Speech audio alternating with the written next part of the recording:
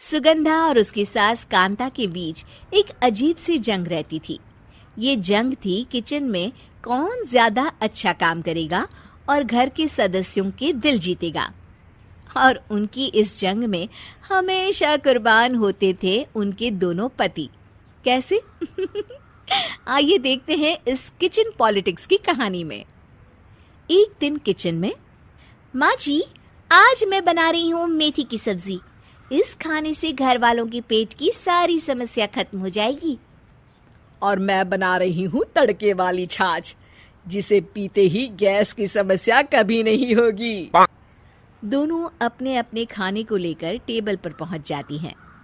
तभी सुगंधा के ससुर उसकी बनाई सब्जी की तारीफ कर देते हैं। अरे वाह, मेथी की सब्जी भी बनी है, बड़ी ही स्वादिष्ट है। वाह बहू वाह। अरे बहू, लेकिन इसमें इतनी सारी मेथी बर्बाद करने की क्या जरूरत थी? देखिए माँ जी, ये तो वो मेथी है जो आप रात में भिगोकर सुबह उसका पानी पीती हैं, और जो मेथी फेंक देती हैं उसी से मैंने ये सब्जी बनाई है। अरे वाह बहू, तुमने तो बड़ा ही समझदारी का काम किया। बस अब क्या था, कांता जी का तो मानो ये सुनकर खून ही सूख गया। वो फैसला कर लेती है कि किसी भी तरह वो अपने खाने की तारीफ लेकर ही रहेगी और सुगंधा को किचन में उसकी कमियां गिनाएगी। कांता फ्रिज खोलकर देख रही होती है और फिर सुगंधा से कहती है, अरे बहू, ये क्या, पूरा फ्रिज गंदा पड़ा है। तभी वहां सुगंधा का पति आ जाता है। वो सुगंधा को डांट कर कहता है, सुगंधा, तुम्हें कितनी बार कह रखा है कि वायरस फैल रहा है, साफ सफाई का पूरा ख्याल रखना है, लेकिन तुम किचन में इतनी गंदगी रखोगी तो कैसे चलेगा। सुगंधा सास की तरफ देखती है जहां वो मुस्कुरा रही होती है। सुगंधा समझ जाती है कि सास ने उससे बदला लेने के लिए ये सब किया है।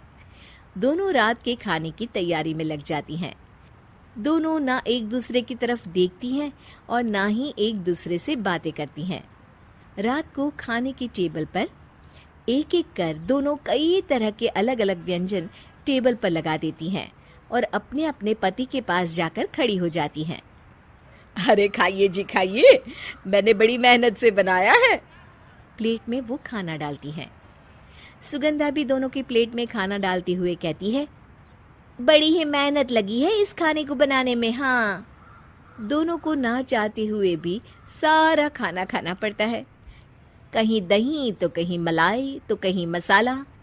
और इन सब के बाद दोनों बड़ी ही मुश्किल से अपने कमरे में सोने जाते हैं।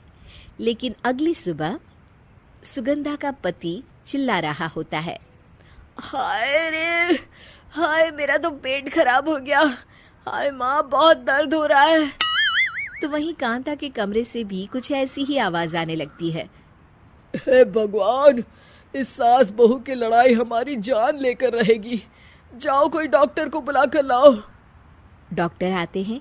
दोनों को देखकर कांता और सुगंधा से कहती हैं, देखिए, आप दोनों इन्हें खाने में हल्का ही दीजिएगा। हो सके तो रात का खाना जल्दी खाया करे और वॉक किया करे। इतना कहकर डॉक्टर वहां से चले जाते हैं। जिसके बाद एक बार फिर से दोनों बहुएं किचन में जाती हैं और खाना बनाने में लग जाती हैं। रात में खाने के टेबल पर दोनों एक बार फिर से खाना लगाने लगती है। पापा जी, मैंने ये पतली मूंग की दाल की खिचड़ी के साथ ये पापड़ और पुदीने की चटनी भी बनाई है।